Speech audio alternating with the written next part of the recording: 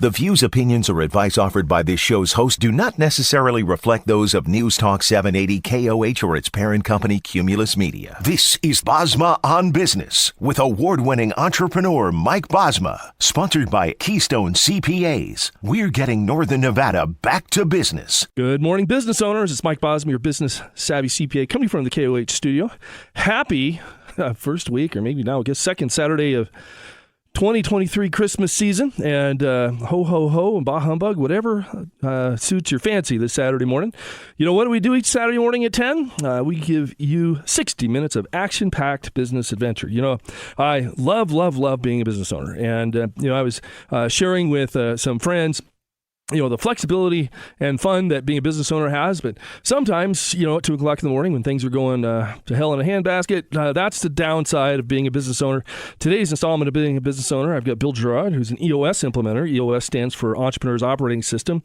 He's going to be able to share his journey about how, not only how he got into the space, but really, when you need to have this type of an operating system to better run your business. So that I'm excited about, because oftentimes, as business owners, we work on the things that are on fire.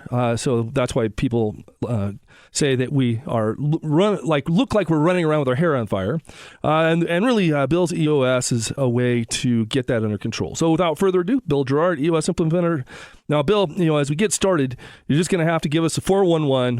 How did you get into this line of business? Yeah, great. Well, first of all, happy holidays, Mike, and thanks for having me on the show. Okay, so I got in this line of business. So 10 years consulting at Citibank, Smith Barney, Morgan Stanley now. So 10 years there, and then 10 years at Merrill Lynch, team consultant. So working with all the biggest teams there, executive coach. And how I got into the whole coaching is I was at this big firm doing sales, and they said, we want to put you in management, but you got to be a trainer. I'm like, I don't want to be a trainer.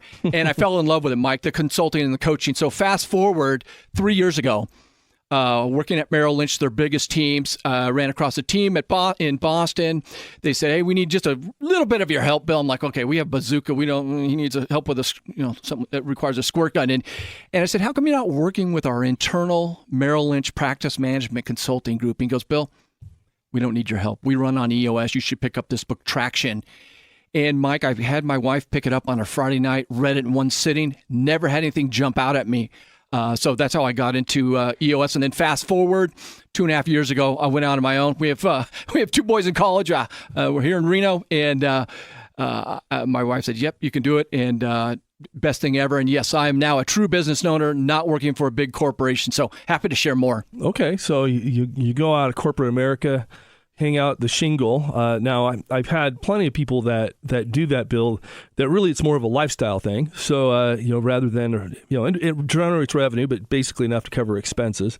So any employees, or are you solo? How's that go? Yeah, so I have a full-time assistant, 40 hours a week. Sometimes she works 50 hours a week, and then I use some contractors to help me with other work I do. Okay. So, fair enough. So talk to us about this whole concept of Gino Wickman's book he wrote, Traction. Why was that so transformative for you? Yeah, because simple, practical, no theory, right? No theory, no silver bullets, no magic pills. And I'm a high fact finder. So, Mike, before I left the corporate world, the comfy corporate world, I read that book 30 times, and I knew it inside and out, and I looked for the holes. I could not find it. And what was kind of cool was I had 20 teams at Merrill Lynch that I was always working with. These are teams with 4 to 20 employee team members doing 3 to 30 million in business. So these are real teams. They were started by a financial advisor who literally started out with a phone and a phone book and built these businesses up, but didn't know how to run them. So I started implementing these tools at these offsites we had each quarter, and just saw the simplicity, the effectiveness, the results. And I knew I was onto something. I knew I could run with it. And what's kind of cool now, I have less than half of my clients are in wealth management. Clients who, companies 10 employees to over 200 employees, 11 different industries, blue collar, white collar, professional services. Okay, so you and it would make sense, right? You grew up in the financial services industry, so you kind of like what you did internally for Merrill Lynch. You said, okay, I now have an operating system that I can take out to these people and kind of systematize what they do. And I would say my knowledge of EOS is just deep enough to be dangerous. We're in the process of considering doing an implementation. So, but I understand the concept, right? It's more dashboard a dashboard approach to, okay, where am I? Right? Where am I? Yeah. Explain that. Yeah. So you say dashboard. So we before we start working with let's back up. There's 100,000 companies running on EOS. 26,000 of those are running on it, and they had implementation by somebody like myself, a certified EOS implementer. There's 400 of us in the world trained on this, and so dashboard. So when we start working with a company, we have them go take, and your listeners can go to this website, organizationalcheckup.com. So organizationalcheckup.com. And they can go in and take the 20 question assessment. It takes you 8 minutes to do it. And it'll give you an absolute snapshot of exactly where your business is. And if you want, you have your whole leadership team do it, right? All the partners do it. And what we find is no one's aligned on the vision where they want to go. They're definitely not executing on the plan, if they even have a business plan with the focus, the discipline, accountability. And then we ask some questions about how healthy are you, right? Do we like being together? Are we a cohesive, functional team that is results oriented and actually likes each other? Okay, right. So yeah, and that's do we like each other and are we aligned? Right, and I think that's some of the best work you'll ever do for somebody, Bill, is help somebody actually understand their why. Like why because that's usually the why is inspirational, the how or the what is perspirational. Yeah, right? Yeah, that's exactly right. And the what's pretty easy to define, right? Right. But the why, you touched on something. Mm-hmm. The why, we call that the core focus, your purpose, your cause, or your passion. Why do you, like how you started the show, why are you have that bed, the phone by the bed, and you're up at 2 a.m. and go, how are we going to do this and that? And so, but you got to go back to the why. Why did you go do this, right? Why did you go and put your name on the building? Why do you have all the headaches? Right. And I understand how they happen, but why did we start? Actually, it's funny. You mentioned the building, the Bosma Business Center.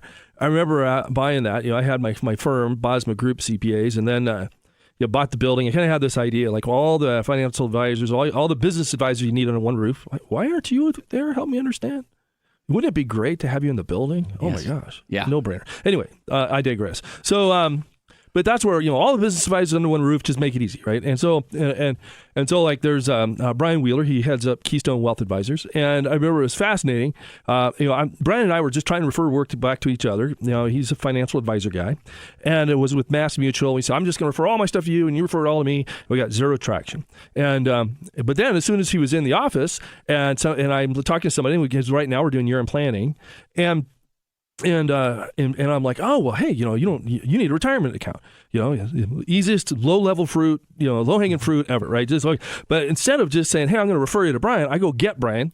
I go, hey Brian, my brother, can you jump into this meeting just for a minute, just so they have a kind of the soft handoff. But it's like, this is what we need to do. It's whatever of December, we got to have this done by the end of the year.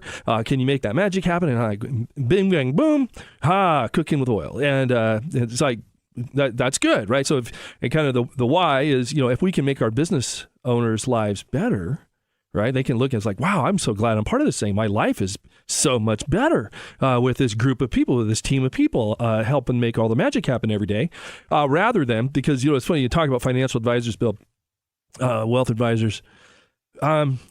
Me and my late great friend Jamie Klicky, we would always just lament, bringing the financial advisor into the equation. You would do a good job of derailing whatever planning we were trying to do, because they're famous for blowing up stuff because they have to be the smartest guy in the room. If they're not smart, or gal, if they're not the smartest one in the room, so they're always just trying to what about that? What about that? I'm like. And then it always gets back to, okay, well, let's spend hours working through all the machinations of it. We end up back to where we started. Yeah.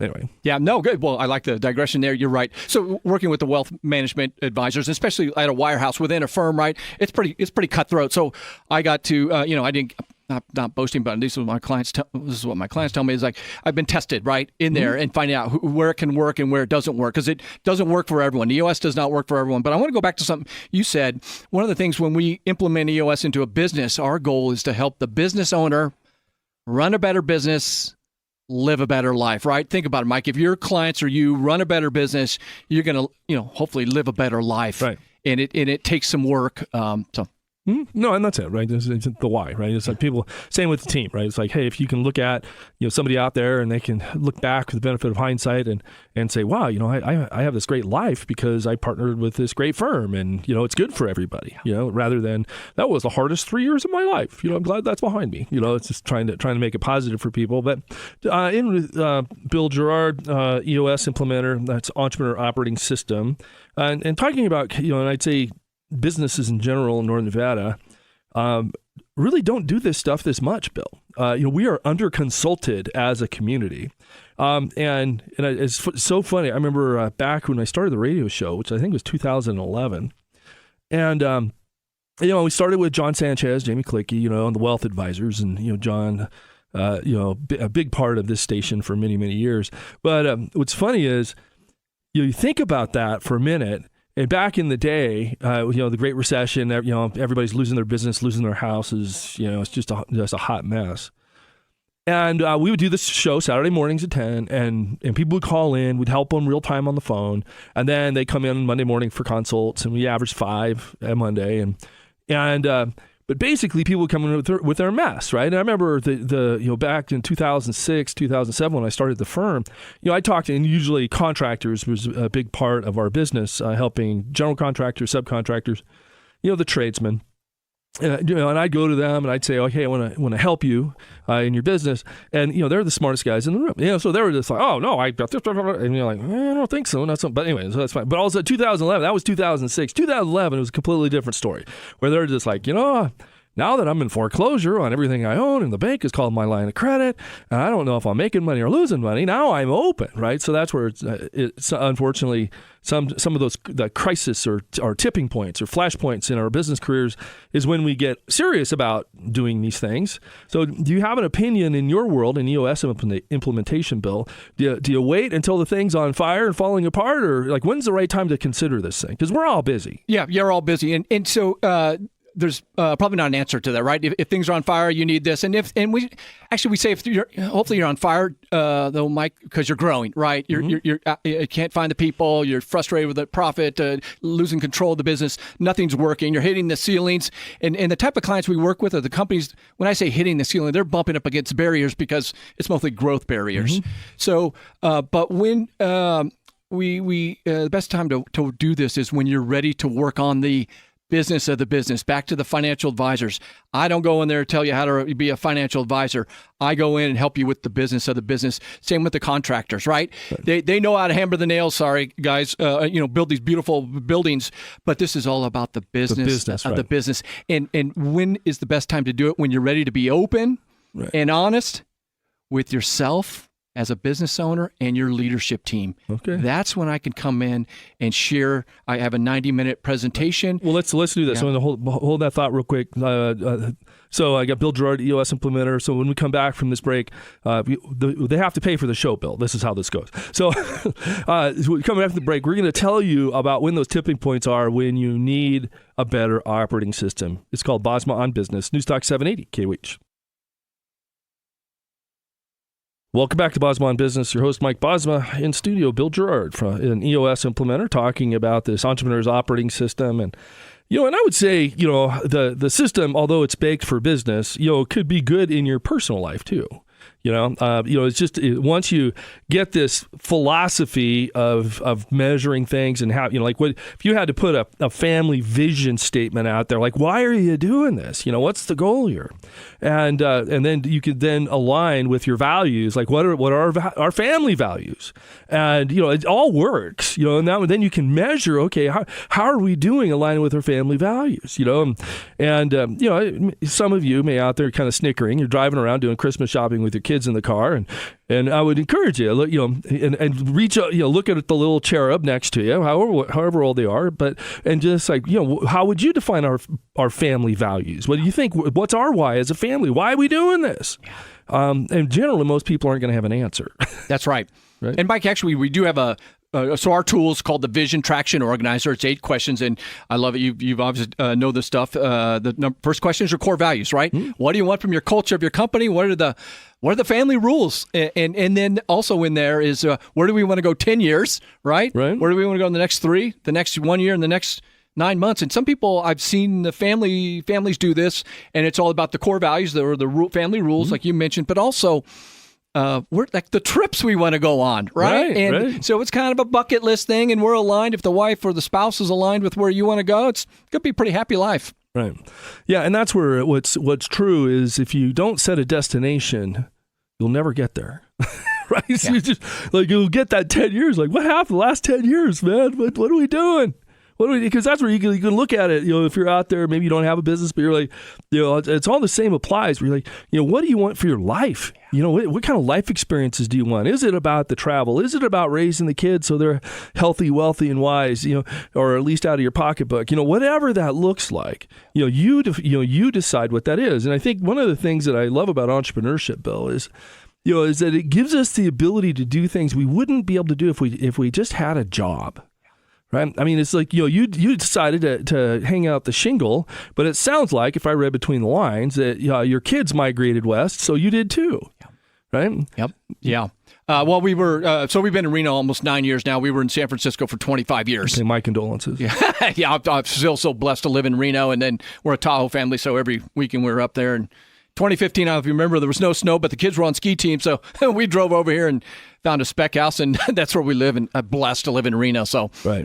So blessed. But yeah. No, like I said, but that's just it. It's like the beauty of entrepreneurship is you can go where especially now post COVID, right? So a lot of times we can do this work kind of from wherever. Yeah. I was interviewing a gal last night. She's in LA. To join the team, and to train for our team, because one of the things we identified is that like we talk about our vision and values, and we just want to make this a positive experience for people, right? And when people think about a CPA firm, especially a tax-centric firm, they don't think about a positive work environment. They think about the grind, right? It's just like, oh my gosh, long hours, high stress, all the rest of it. So, really, if we manage this differently, we should be able to take a lot of that out of it. We just manage our clients better and well.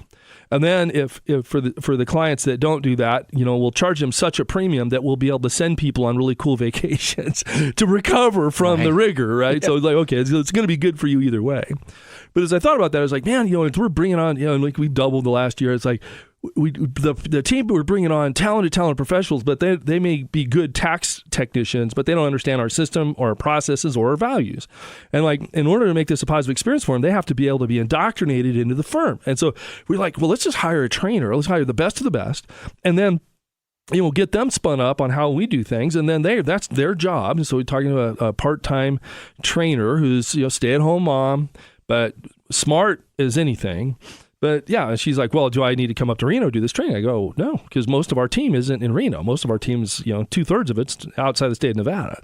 So it's like you just got to have a presence on Microsoft Teams and be able to deliver this content in a Teams environment. I go, but basically, everybody's distributed across the United States. So as long as you can be flexible with that, go for it, right? So, but that'll align with the why, and so that's where do you see the biggest disconnect? We're talking about people's why, the vision and values. Where do you see people get sideways on that? On the why, on the purpose, the cause, passion. Yeah. So there's four. First of all, I love hearing these success stories about some good things actually came out of the last 3 years, that you can hire talent from all over the country, and hopefully not pay them. The Reno kind of it's getting a little expensive.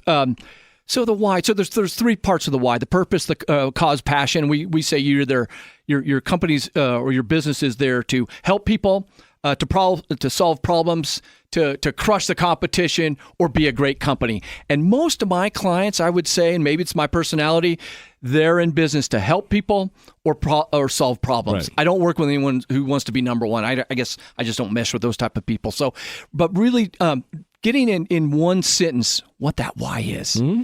Clarity, right? Less is more. If you can get it down to one sentence, and it makes, especially maybe someone like you, right? You put your own sign out on the building, and it's you got to go back. Why did I do that?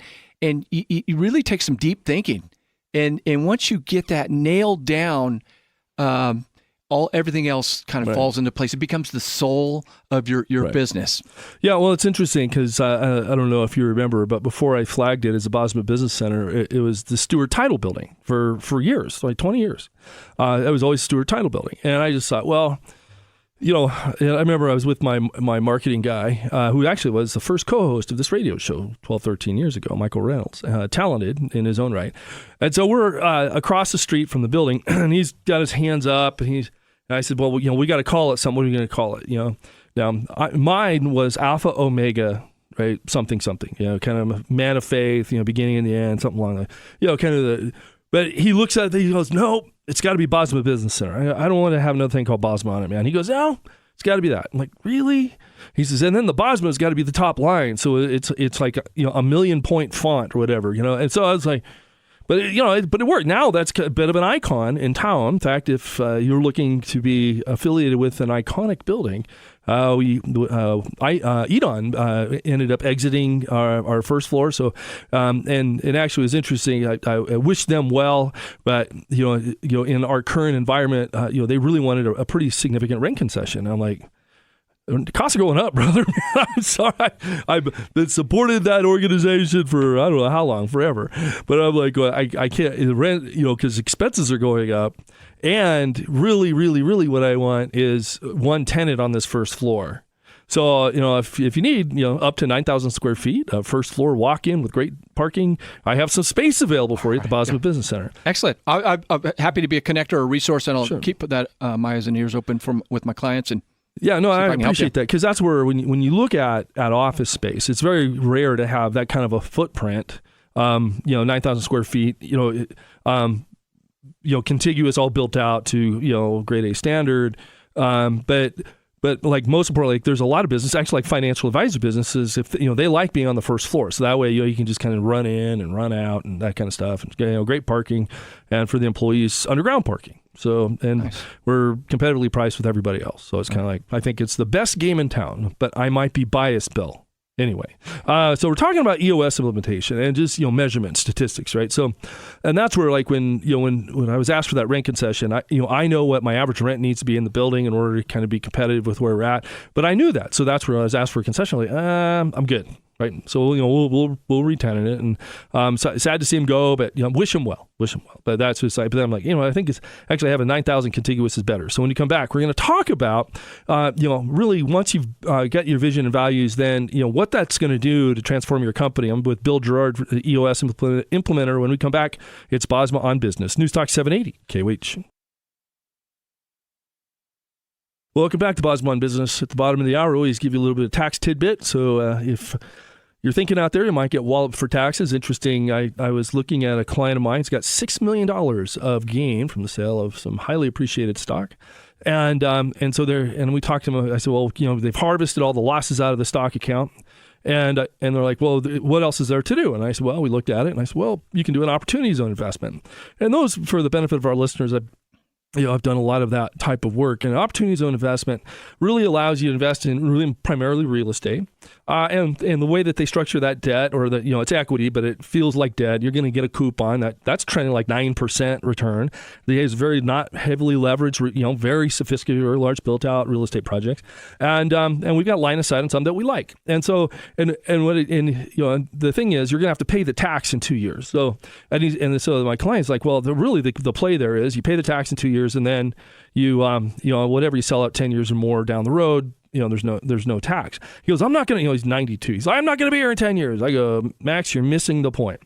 You can kick the can for tax for 2 years by doing an opportunity zone investment, get a nice coupon on it, no risk, or little risk. There's always risk. We know this, right? But little risk. But you're making on the tax that you paid, you're making about $70,000 a year of income on the tax you didn't pay. So just you can then cash it out in 2 years. That's $140,000 just by why is this hard? Right. So anyway, that's there's ways to manage that, and you get 6 months from the date of the liquidation event. So you can actually, if you had an exit, stocks, bonds, where you made a lot of capital gains, you have 6 months to be able to make that. So talk to Brian Wheeler in our office to make that magic happen. See if it works for you. I mean, that's really, it's just like, does it? All tax planning is really financial planning. That's I was listening. I bought a Tesla this last week, and Tesla Model Y, and I got into the Model Y in the Tesla dealership here, and they had competing. It was during this hour, and I'm like, so I'm listening. They had 99.1 on, and they had the retired weatherman giving tax advice. And I'm like, what the heck are we doing here, people?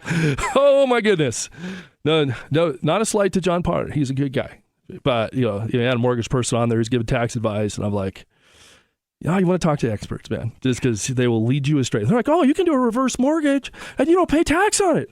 I'm like, if you're having to do a reverse mortgage, you don't have any income. What do you care? And that's where probably the biggest mistake I see people do is they're like, well, I never take the money out of the IRA. And then, but I'm at the 0% tax rate. I die. My kid, he's a doctor, lawyer, whatever. He's at 37%. And they're like, thanks, mom and dad. You just really jacked up your taxes. So this is crazy time. So anyway, talk to a professional, 775-786-4900, mbosma@keystone.cpa. Might be a little passionate about it, Bill. Oh, I love it, Mike. You're good. You're good. Like, what are we doing here? Anyway, all right. So we talked about, set the vision and values, but what should people expect they do an EOS implementation? How does their life get better? Yeah, so they run a better business by having what we say is strengthening 6 key components of their business. So we help them define exactly the answers to those the 2 tools in each of those. So there's that'd be 12 tools, Mike. Pretty good with math here. And so thank you. We get them all aligned on exactly what the answers are to those 12 tools, and then make sure everybody in the company understands what our vision is as a company. And most people, say 90% of the employees, don't even know what the vision is for the company, let alone what their contribution is to it. Right. So we just get alignment and around all of this at the leadership team level. Companies I work with are 10 to 250 employees. So working with that leadership team level, get them aligned, and then we push down these tools throughout the company. And it's like everyone knows what the expectations are as far as what their role is, how we live and breathe, and what our culture is, where we're going, what our numbers are. Accountability. I don't know if you've heard that word in business, but we infuse accountability throughout. But it starts at that leadership team level. Yeah, and that's where the thing I love about the traction model, Bill, is it just gives you, like, if you do it right and well, you get some dashboards, right? And so that's where you're like, okay, in whatever your key performance indicator is, or KPI, like, what matters to your business? How do you know if you're successful? Like, I'd say if you sell your services, maybe your janitorial service. Well, how much time were people on site, right? And there's a bucket of time, like, how are we doing? People calling sick. I know I got a problem. I'm not making money if people aren't working, or if I sell products or services, what's my throughput? If I'm making stuff, how all of it, right? But you decide what matters to you, then create a dashboard so that you can see it readily, that it's just in front of you. You're like, okay, now I know if I'm healthy or not, because most business owners, Bill, it's probably a shock to you. It's not, but I'm just saying that, is that they have no earthly idea. At best, they'll know it weeks after month end if they had a problem or not. And it was like, this is really more about getting real-time performance. Like, how are we doing? Yeah, it's good. So we help the leadership team put a scorecard together. Mike, get this, 5 to 15 numbers, not 50 numbers, yep. Right? Every business out there, it's literally, you're blown away, like how much data is coming at people, info. But we help the leadership team put together a scorecard. Less is more, 5 to 15 numbers. Maybe half of them are activity-based, right? If we're it's like a sales and marketing type business. And then we look at it. We teach how to have that weekly level 10 meeting, a 10 out of a 10. And you'll look at the scorecard every week, so we know if we're on track or off track. That's one part of it. The other one is when I meet quarterly with these leadership teams, we go in and make sure these are still the numbers we need to be looking at the leadership team level. Then eventually we push this down throughout the entire organization, right. The entire company. And I'll share with you this. I picked this up maybe about a year ago and I've been using it. But ask your employees. So the business owners here, ask your employee what makes for a good week, right? When they get in their car that Friday afternoon. By the way, nice job on the Tesla. They get in their new Tesla. They turn on the radio to 95.5 The Vibe or the Cable or KOH and they say, this was a fantastic week, right? I love working at this place. Why? Right? Did we get new leads? Did we close some business? Did we hire a new person? Did I get 75% of my task list done? Whatever it is. But we need to track that. And so it's a great exercise to figure out really what you should be looking at, because a lot of business owners, they don't know what they should be looking at. And last thing I'll say is a lot of numbers are embedded in other numbers. We don't need to look at everything. What drives this business to help us help more clients and future clients? Right. No, that's it, right? And then it also, when you look at even what metrics define good customers, right? You could, whatever drives your business, and that's where our once, I think it was like a year ago, when we had this epiphany. We were like, our deal was, if people needed us, right? If they need us, we're all over it. But then but they have to value us too, right? Because I was like, the people that we're fighting over, we're experts at tax, we're experts at outsourced accounting, we're experts at actually ERP implementation, accounting system implementation. We're experts at this, and so that I call it as good as any, better than most. And I'm like, so in our lanes, there's really nobody better than us here, definitely here, right? And then you'd have to look far and wide to find somebody even comparable nationally. So, but there's but if people don't value what we do, and we could decide if they need to pay for what we do, but they have to definitely value it. Because if they're people pining, please help me, they're like, oh, those are the best people ever, right? You talk about the satisfaction for the team, where people are like, oh my gosh, I remember I had a consult with one of our controllers' parents, and we give an hour away. That's what we do. It's our give back to the universe, and I was able to solve their problem in an hour. Right. And so what do we owe you? I go, you don't owe us anything. I'm like, well, I think we don't need to use you. I think you're right. I think you're good. I think you're solid. And they're like, you're just going to, you spend an hour with me, you solved all my problems, and we're just going to walk out of here, we get this for free. I go, of course, that's what we do. And if you need us, you need us. Right. But if not, that's okay. But we were able to solve your problem. So it's like, your tax is actually pretty straightforward. You have an H&R block to it. It's easy. You just don't need us. And but you needed us for this meeting. You were in jail, but now you know how to navigate it, and you're good. And so they bought me this really nice bottle of scotch, right? So, and that's like the team. They get energized. They're like, oh my gosh, these people they gave us they lavished these thank you for helping me, right? That's what you want to be associated with. Yeah, and they're great, and don't make sure they don't keep you a secret, right? You and your firm, we take introductions or referrals, whatever we want to call it. But you're hitting on something that the kind of the theme that's popped up today in the EOS world is those core values. So I have professional services teams that they have their core values defined, and when I say defined, Mike, I take them through an exercise in 1 to 2 hours where we do a discovery, right? Core values, you don't pick them off a menu, right? Hey, I wish we were like this. We're a CPA firm.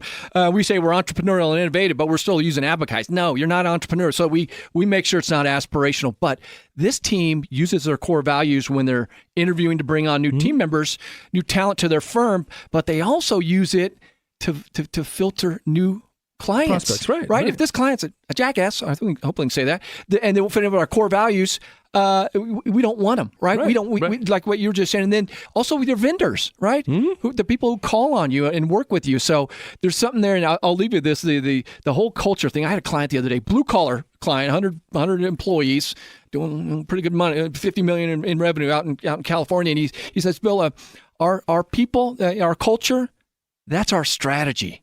I was like, man, that is good. That is really good. Right. No, it's funny.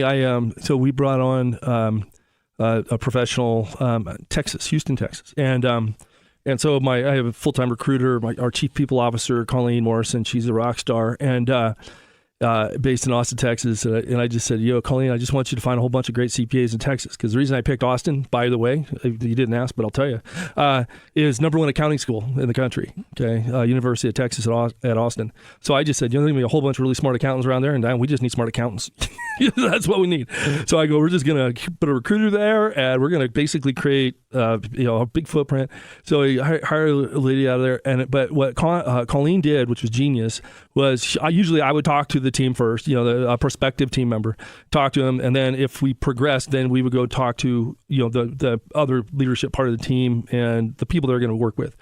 But she flipped it, and it was amazing what happened when that happened. So she talked to the team members first. And she had to screen them, cull them. But then she's like, no, I think it's a good. So she talked to the team first. When they got to me, I was like, what are your thoughts on, our vision and values? And they're like, we love it. Like they were already bought in, right? So the team was able to express like, no, this is what we do. And it's amazing. Yeah. Right. And it's just, she's like, oh my gosh, you just don't hear this with a CPA firm. It's like, we're usually kind of boring. So let's do this. We come back. Bill Gerard, EOS Implementer. He's going to tell us the #1 thing you need to know or do before you do an EOS implementation. We come back. It's Bosma on Business. News Talk 780, KOH. Welcome back to Bosma on Business. Your host, Mike Bosma, in studio with Bill Gerard, EOS Implementer. As I mentioned, kind of clandestinely through what I was talking about is we give an hour of our time to our loyal listeners. And so if you find yourself in a jam, 775-786-4900 or mbosma@keystone.cp, or maybe you just need a second opinion. Maybe, you're just like, hey, I've got a bunch of capital gains. We have every trick in the book to make that magic happen. And it's really fun now, Bill. Now I think I'm up to, I think like a dozen other CPA firms that are using us for our deep area of technical expertise, which is very honoring, right? Where you're working with all these other CPA firms and like, hey, people are like, well, you need help on that? Go talk to Keystone. Go talk to Keystone. Nice. So yeah, and it's like, and then you just collaborating, right? So you're like, hey, we can, that's in 2 weeks. I'm going to Nashville to help in an audit situation and be fun.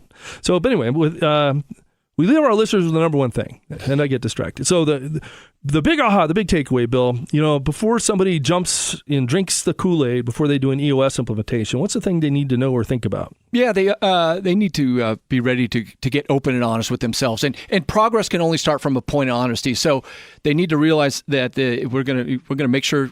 Going to put you through and make sure you're open and honest with yourself and your team. But you also have to really come to a realization that what got you to where you are, you probably have some success in business or a lot of success.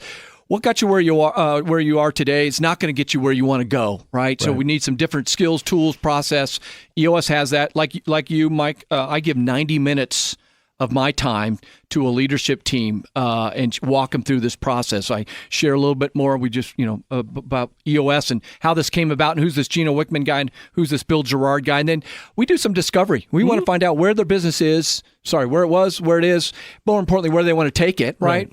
And then I paint a picture of what it looks like to run your company or your firm on EOS and what strong looks like. And then the fourth part of that 90 minutes is I share the EOS process, how I implement EOS into a client's business. And that batting order is not in the book Traction. Right. I tried to do this. I opened Traction and I'm like, I'm going to implement it in my own business.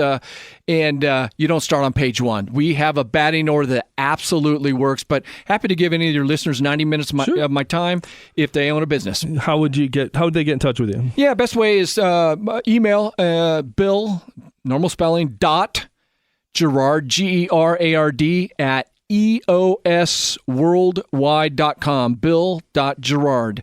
Gerard at EOSworldwide.com. I'll give you my phone number I've had for 33 years, 415-922-9666. There you go. If you need to get that, you can always go back to the podcast, KKOH.com or BosmaOnBusiness.com. All of the podcasts since the beginning of time, Bill, are there. So basically anything you need to know, it's searchable. You can go and like, hey, you need to, maybe, in fact, it's the holidays, people get separated during the holidays, right? So, in fact, we got word that our former, some friends, former foster kids are back in care, right? Because the family blew up. Then that's on the same day. We have a foster child. His two brothers are back in care because that family blew up. And you're just like, it happens every holiday season, right? This is I don't know if it's the pressure, the rigor, or maybe just the alcohol or drugs, but whatever it is. But yeah, it's a thing. So, but I think those are things where, if you're looking at your business and you're really honest with yourself, you say, hey, I think there's an opportunity here. And then maybe the other thing I would give for the benefit of our listeners is if you don't have somebody that can speak truth into you, you need a coach. You need somebody that can just tell you the truth. Because if you don't have the truth, you're just lying to yourself. So anyway, Bill, thank you so much for coming and sharing your journey. Speaking of journeys, next week, Manya Brooks is going to share her journey. She's from Carson Valley Golf, about owning and operating a golf course where you can make a small fortune as long as you start with a big one. That's on next week's installment of Bosma on Business. Until then, you business owners, keep that business engine humming. It's Newstalk 780, KOH.